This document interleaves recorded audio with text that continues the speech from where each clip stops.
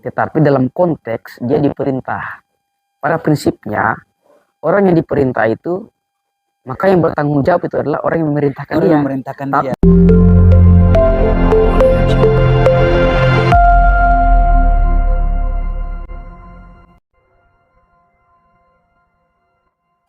Assalamualaikum warahmatullahi wabarakatuh. Kembali lagi dengan saya Gerung, biasa disapa AA, biasa disapa juga Akil. Tapi saya lebih terkenal, bukan lebih terkenal, lebih terpopuler dengan nama Gerung. Kira-kira seperti itu, Bung. Siap, Bung Agrung. Seperti biasa, kita selalu menyikapi problem yang terjadi.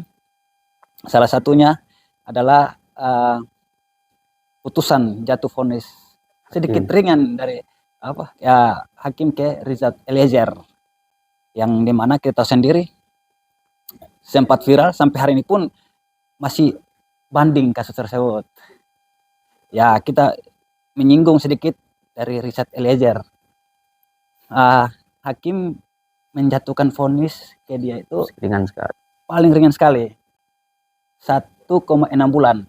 Ya. Kalau kita coba untuk kaitkan atau bandingkan dengan beberapa hakim sebelumnya, 4 hakim ya, saya tidak bisa sebut, 4 terpidana. itu perbedaannya sangat jauh kalau kita membandingkan dengan putusan hakim sekarang ini. Saya bersama kawan saya, tidak asing lagi, Bung Noval Laode. Siap, Bung Agrung. Bagaimana Bung Laode menanggapi ini? Iya, Bung Agrung ya. Ini Bung Agrung ini sudah familiar Enpol Show ya. Jadi kali ini kita selalu bertukar posisi. Satu waktu saya sebagai host, dan satu waktu pula Agrung juga sebagai host. Dan kali ini Agrung bertindak sebagai host Enpol Show. Ya, setuju. Baik Bung AA, melihat tentang vonis hakim terhadap Eliezer atau Brada E. Yang pertama tadi sudah dikonfirmasi oleh AA bahwa ada disparitas atau perbedaan vonis hakim kepada para terdakwa terpidana kasus pembunuhan berencana ya. Jadi diantaranya Sambo, kemudian istrinya Ibu PC, kemudian Ricky Rizal, Kual Ma'ruf, yang semuanya itu vonisnya cukup tinggi. Bahkan sampai seperti Sambo yang dihukum hukuman mati ya. Hukuman mati. Yang itu merupakan hukuman yang paling tinggi dalam kitab undang-undang hukum pidana kita. Itu satu. Nah, yang kedua, ini terkhusus untuk Brada E yang disinggung-singgung tadi oleh Bung AA. Hukumannya sangat ringan gitu ya. Ya, sebetulnya bukan ringan.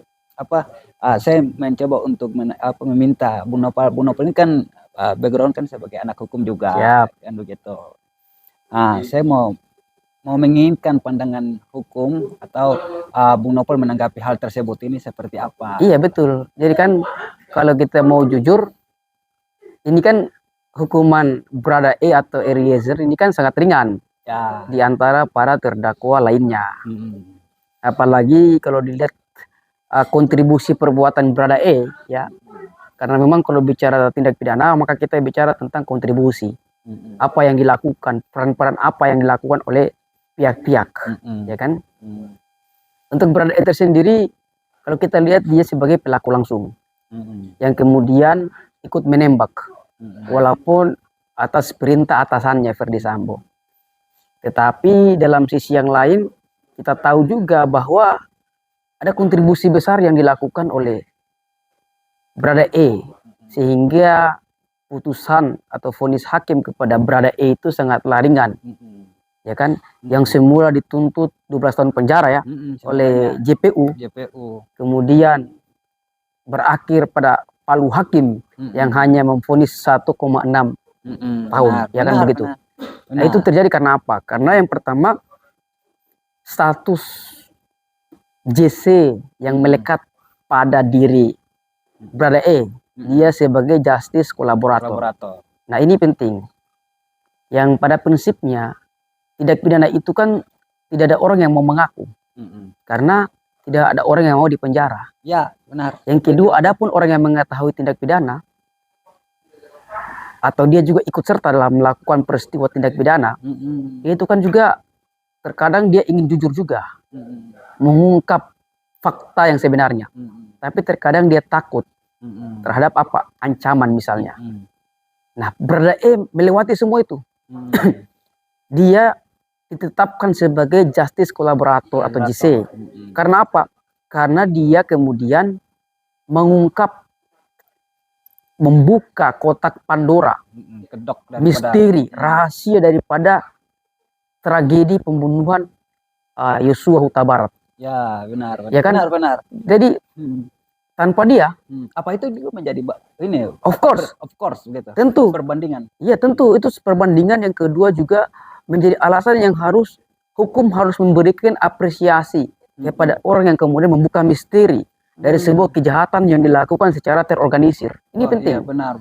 Ya makanya istilah hukum itu kan dalam Undang-Undang LPSK tahun 2014 itu kan ada namanya justice collaborator. Ya. Siapa orang-orang yang kooperatif bekerja sama dengan penegak hukum untuk mengungkap dia justice collaborator itu dia adalah pelaku. Ya, itulah. Jadi justice collaborator itu pada prinsipnya adalah pelaku. Pada pelaku ya. Pada prinsipnya pelaku. Cuma kan kita tahu secara umum tidak ada maling yang mau ngaku. Iya. Nggak ada pelaku yang mau ngaku kan. Makanya saya bilang gitu. Makanya cuma sangat sedikit ada maling yang mau ngaku atau ada pelaku tindak pidana yang mengaku kesalahannya. Oke. Yaitu yang kita istilahkan dengan JC, justice collaborator. Dia mengakui, kemudian dia mau membuka apa sebetulnya yang terjadi. Nah, sejak awal kan misalnya kita tahu bersama bahwa kasus ini kan ada skenario kan? Ya, benar. Dari apa pertama tuh? Kasusnya pertama mulai dari apa? Pembunuhan, skenarionya, terus ada pemerkosaan, tembak menembak, ya kan? Pemerkosaan dan seterusnya. Ada kekerasan di situ juga. Iya, ternyata kalau dilihat lewat lewat apa yang disampaikan oleh Baradae, ternyata tidak seperti itu. 360 derajat betul-betul sangat jauh. Bahkan apa yang disampaikan bohong yang berlalu-lalu itu kan bohong. Iya. Yang pertama, publik ini kena prank. jadi begitu. Saya mau bilang publik kena prank. Jadi publik jangan semata-mata itu menyikapi sesuatu terus menelan, itu juga langsung percaya. Iya, tidak boleh apalagi percaya. Dalam hal ini informasi sangat telanjang, gitu kan. Hati-hati juga dengan penyiaran hoax, dan itu berbahaya. Betul. Itu harus menyikapi hal tersebut. Ya makanya kan kembali ke topik. Kasus ini kan sejak awal kan publik menerima berita hoax. Iya. Kebohongan. Nah, setelah itu kemudian lewat desakan publik untuk mengungkap kasus ini, kemudian dengan keberanian Baradae, maka kemudian dia mengungkapkannya. Ya. Bahwa yang semula dia tidak mau ngaku kan, tapi terakhir dia ngaku. Benar. Nah ini makanya tadi saya bilang, dia ngaku kemudian semua. Ada beberapa hal yang harus dilihat.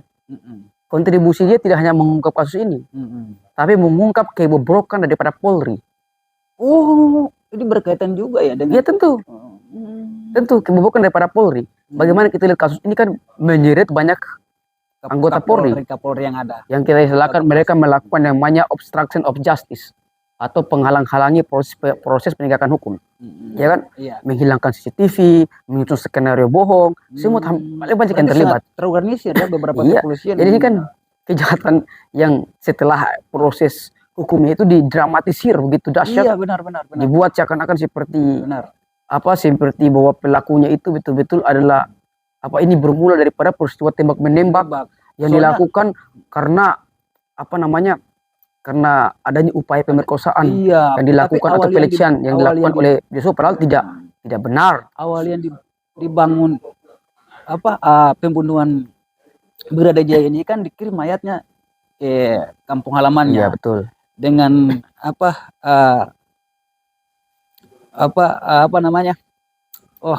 konfirmasi dari atasan bahwa jangan dibuka peti matinya. Itu ya kan gitu. Jadi di situ Bung saya mau bilang, lewat semua itu kan yang pertama korban itu atau orang yang meninggal itu adalah hak orang tuanya, hak keluarganya. Ini kita masa kita kembali, dia kan bukan orang yang meninggal karena COVID kan. Kalau karena COVID kan ya dia dikhawatirkan untuk karena nantinya ini, tapi dia meninggal karena ditembak. Dampak daripada COVID tersebut dan sebagainya, bla bla bla. Satu, korban itu adalah orang yang meninggal itu kan hak keluarga untuk melihat, apalagi Ya. orang tuanya. Tapi pada Kok- pasnya itu nggak sama sekali. Pada saat itu Bahkan kan sangat ada ketat untuk ada dari ya. pihak kepolisian. Pada saat itu kan ada upaya penghalang-halangi. Ya, benar. Nah makanya kalau kita lihat begini, sesuatu yang coba dihalang-halangi, maka itu pada prinsipnya, maka itu menunjukkan bahwa ada sebuah kebohongan yang ingin ditutup-tutupi, disembunyikan. Iya. Jawabannya apa? Ya kita bisa lihat lewat vonis pengadilan hari ini, Sambo hukuman mati Oke. dan CS-CS-nya. Oke. Ya kan? Kita Di situ kita bisa oke. konfirmasi. Siap. Bunga. Oke. Kita kan udah tahu skenario awal sampai akhir seperti apa sampai hakim menjatuhkan vonis tersebut. Ya. Jadi minum saya. Boleh minum, silakan Bung Noval. Lanjut minum. Itu air yang dikasih dari kawan saya. Belinya dari atas. Iya. Lanjutkan Bung Agro. Jadi segar itu air. Jadi kita tahu sudah divonis Putri 20 tahun. Cendrawati 20 tahun. Terus Freddy Sambo seumur hidup. Mati. Sekalipun ada Semua nanti banding. Mati. Dia mati kan nanti kalau kan misalnya banding juga. undang-undang KUHP baru sudah berlaku ya potensi 20 tahun Anda atau seumur melihat itu hidup. bagaimana? Apa mau Kaitan tadi dengan apa? dengan ini apa bagaimana putusan hakim terus tidak lama lagi ya yang tadi baru Anda sebutkan KUHP baru. bahwa KUHP baru akan Iya. Ini Gimana? juga perlu kita kawal bersama. Iya. Yang pertama saya mau bicara yang prinsipil. Yes. Dalam kitab undang-undang hukum pidana kita itu putusan pengadilan yang belum ingkrah maka tidak dapat dieksekusi.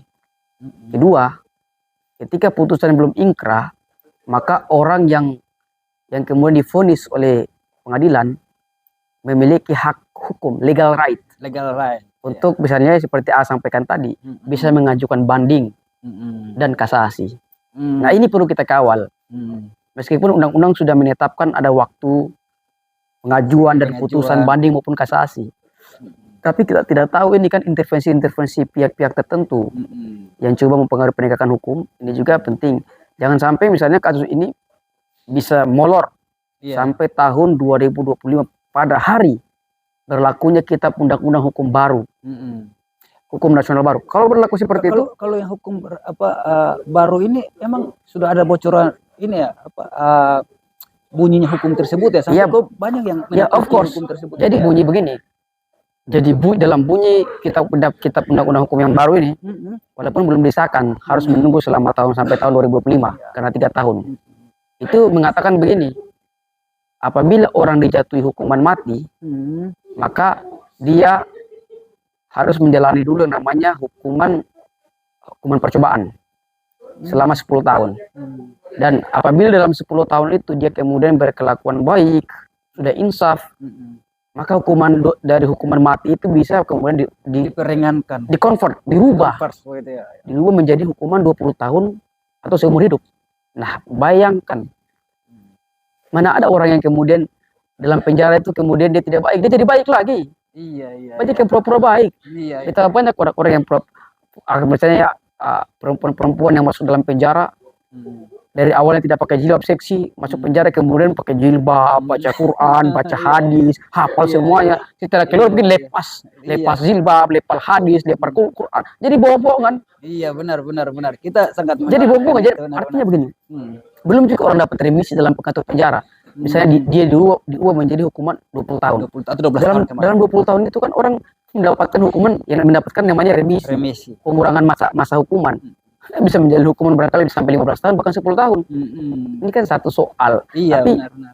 Ya semoga saja kasus ini tidak molor sampai tahun 2025. Tapi semoga saja gitu kan, kita mengharapkan seperti itu. Supaya hukum ini jangan dilucuti, hukum ini dapat ditegakkan sebagaimana mestinya, karena memang secara prinsip hukum itu ada yang kita istilahkan dengan fiat justitia ruat colum. Sekalipun esok langit akan runtuh, hukum harus tetap ditegakkan. Tapi saya meyakini bahwa hukum Indonesia itu selalu tajam dan selalu menembak kepada sasaran yang pas. Kita kembali kepada topik aja ya, Bung Noval. Kita udah tahu bahwa ada undang-undang yang direvisi mengenai dengan hukuman mati, yang dimana kita tahu sendiri ada remisinya di situ, ya kan? Pastinya remisi. Iya kan, ada remisinya di situ, dan itu sangat dikhawatirkan mengenai dengan Richard Eliezer ini, ya kan? yang tadi baru Bung Noval katakan bahwa dia adalah pelaku sekalipun dia disuruh oleh atasannya. Apa ada undang-undang yang melindungi sekalipun dia sudah membuka kedok kejahatan tersebut, ya kan? Kalau kita mau lihat juga dari masanya jabatan Ferdy Sambo kan ada citra baik yang memang dia lakukan semasa dia masih aktif di Polri. Ini bagaimana tanggapan Bung Noval? Iya, dalam pasal 197 KUHP disebutkan bahwa hakim dalam menjatuhkan putusan wajib hukumnya untuk memperlihatkan alasan yang memberatkan dan meringankan pemidanaan. Satu. Nah, makanya bisa saja dipakai, dan ini sudah dipakai oleh PH penasihat hukum daripada Ferdy Sambo untuk hukumannya bisa diringankan.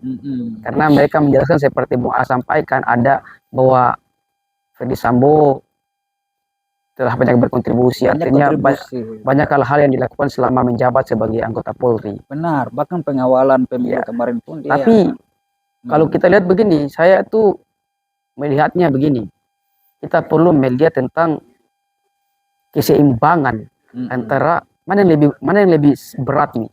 Apakah alasan yang meringankan lebih berat atau alasan yang memberatkan? Ya kan, meringankan dan memberatkan. Kalau kita lihat sejauh ini, yang paling banyak itu yang dapat kita lihat adalah alasan yang memberatkan. Nah, makanya saya sepakat dengan putusan Majelis Hakim Jakarta Selatan dalam kasus Akuo yang tidak mempertimbangkan alasan-alasan tadi. Tidak mempertimbangkan, saya sepakat. Iya. Ini penting. Saya sepakat. Tapi untuk Brada E lain ceritanya. Brada E dia memang pelaku langsung, tetapi dalam konteks dia diperintah. Pada prinsipnya orang yang diperintah itu, maka yang bertanggung jawab itu adalah orang yang memerintahkan dia. Tapi sabar dulu. Oh gitu ya. Apa itu Bung Noval? Perintah itu harus dilaksanakan adalah perintah yang dikerjakan dengan wewenang satu. Yang kedua, perintah itu tidak bertentangan dengan hukum. Nah, Brada E memang betul dia melakukan tindakan yang bertentangan dengan hukum, menghilangkan nyawa orang. Ya kan? Tetapi karena posisi dia sangatlah subordinat. Subordinat itu berarti artinya dia sangat di bawah. Dia dikuasai oleh sesuatu yang lebih besar dari dia. Dia bisa berbuat banyak. Yang kedua, kalau kita lihat kan dia bilang kan bahwa antara dua dia juga berpikir-pikir kalau saya tidak mengeksekusi atas perintah dengan status saya yang begitu subordinat, sangat lemah. Bisa saja juga tidak menutup kemungkinan barangkali dia juga bisa bagian dari korban misalnya kan. Itu kan sempat disinggung. Itu satu. Yang kedua, akibat keberanian dia banyak hal yang terjadi. Apa itu? Kasus terbongkar. Kedua, Polri harus banyak berbenah. Iya kan? Oh gitu ya? Iyalah. Kan banyak melibatkan pejabat-pejabat tinggi. Mereka banyak berbenah dari perbuatan dia. Ini penting. Bahkan kan? Kemarin kan kita tahu sendiri bahwa ada perlindungan kejahatan situ sampai ada beberapa kepolisian itu yang ditangkap. Ya kan? Karena salah satunya adalah menghilang CCTV. Itu sudah kan disambar petir segala rupa. Pokoknya bentuknya aneh-aneh lah. Nggak rasional. Tapi ya waktu telah menjawab. Makanya kan keadilan itu, orang bilang itu kebenaran itulah, waktu itu adalah kebenaran yang abadi. Kebenaran yang pasti. Waktu sudah menjawab. Oke. Saya sedikit tertarik dengan apa yang dikatakan sama Bung Noval. Ini saya coba, sebenarnya sih sudah disinggungkan. Tapi saya pengen Bung Noval tanggapi. Kata tadi Bung Noval bahwa pelaku Brigade E ini, Brada E ini, dia sempat diperintahkan, tapi sebelum itu kan ada yang memerintah sebelumnya Brigade E ini. Terus yang satunya dia tolak, siapa namanya itu? Ricky Eliezer.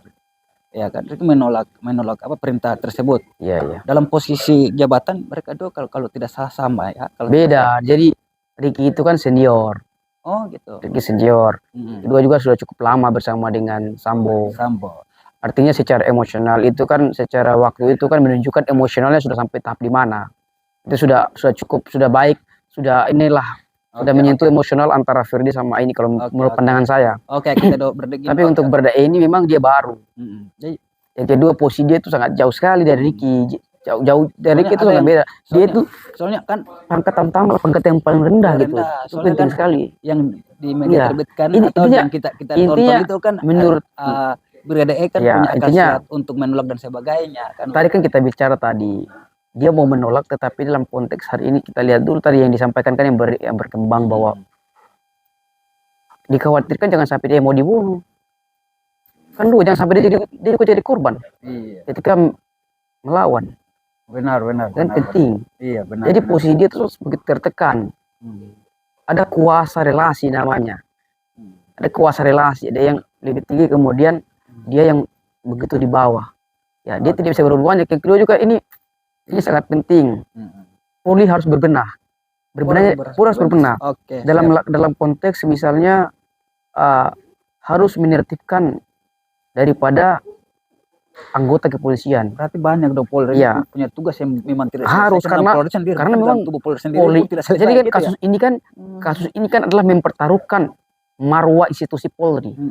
Polri ini kan dalam Undang-Undang 2 tahun 2002 tentang kepolisian itu 3 fungsi mereka punya, tupoksi ya benar. melindungi, mengayomi, dan melayani. Nah, kalau misalnya hari ini Polri kan kasus ini kan telah menunjukkan bahwa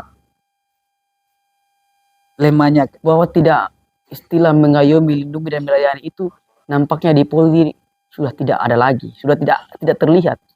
Yang terjadi apa? Polri telah membunuh, membohongi publik, iya kan, membuat skenario jahat. Nah, kasus ini kan menggambarkan institusi Polri seperti itu. Apalagi kan yang dilakukan ini kan adalah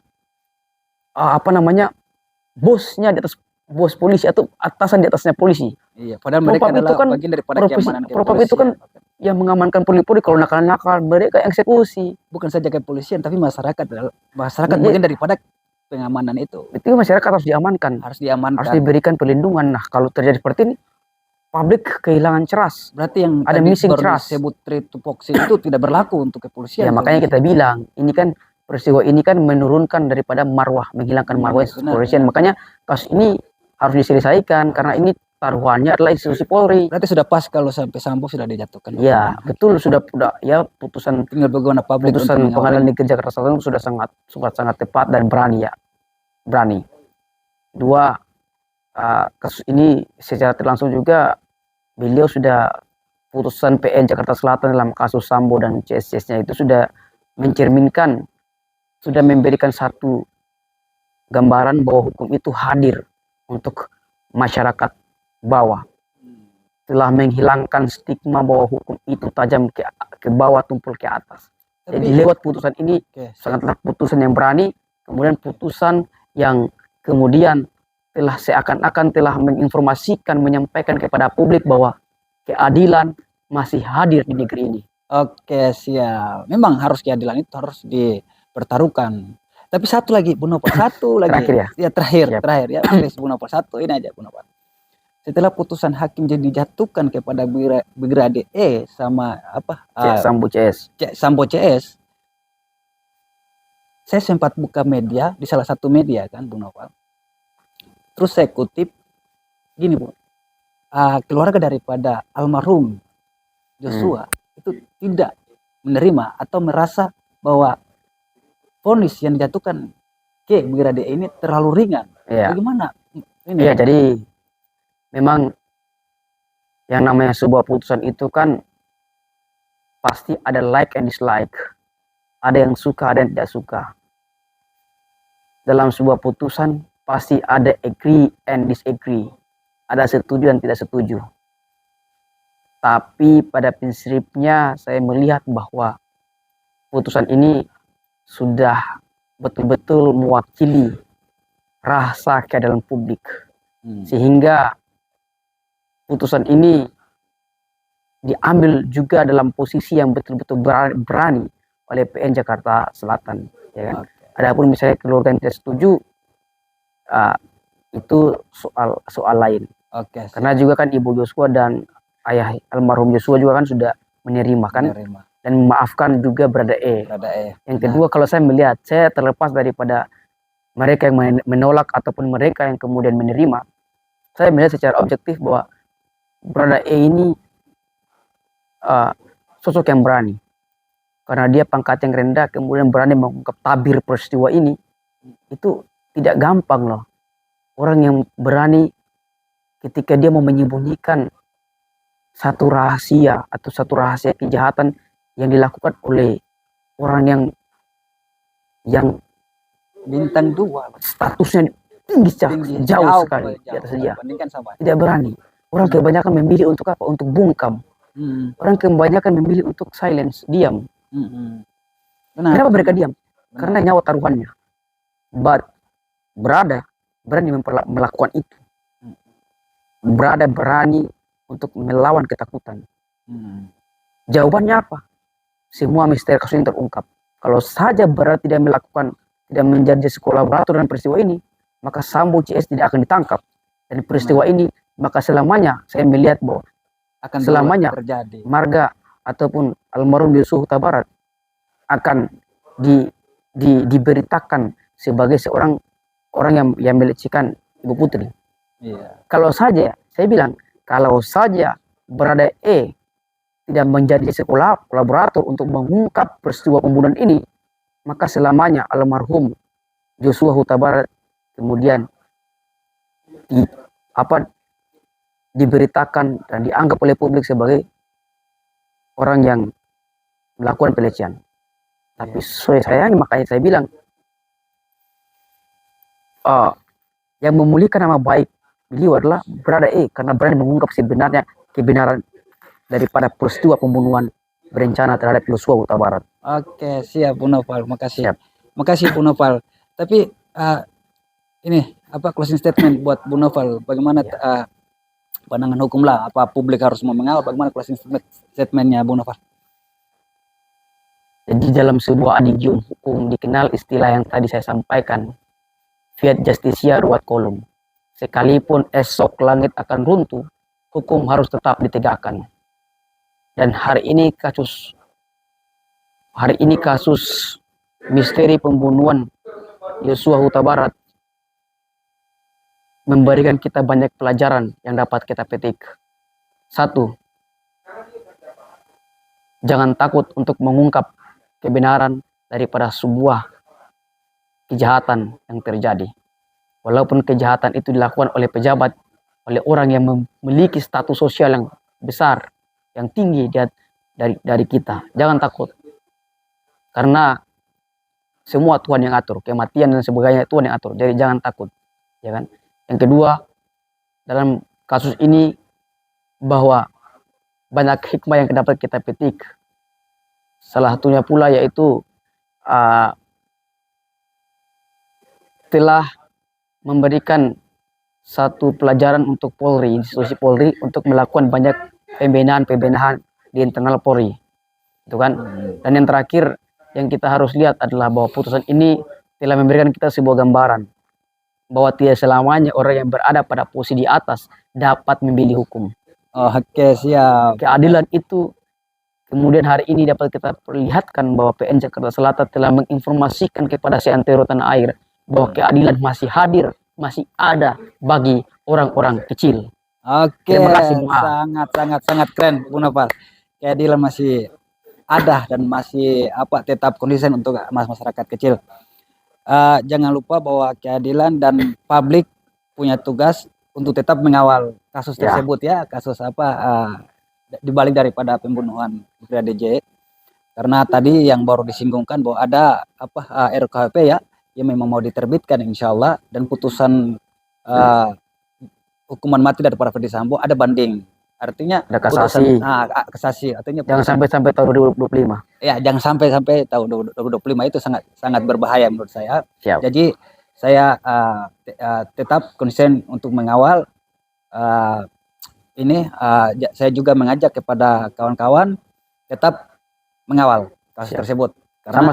Sama-sama karena yang dinamakan keadilan itu harus dipertegakkan. Siap. Hukum itu jangan sampai tumpul, harus dipertajamkan lagi. Untuk orang yang salah. Untuk orang salah. Sekalipun dia punya jabatannya tinggi. Jangan takut. Karena hukum tidak mengenal siap jabatan maupun status. Iya. Oke. Mungkin itu saja dari saya. 1, jangan lupa like, comment, share, subscribe. Dan nyalakan loncengnya. Oke, Bu Nopal, makasih banyak Siap. atas Thank undangan. you. Oke, assalamualaikum warahmatullahi wabarakatuh. Waalaikumsalam warahmatullahi wabarakatuh.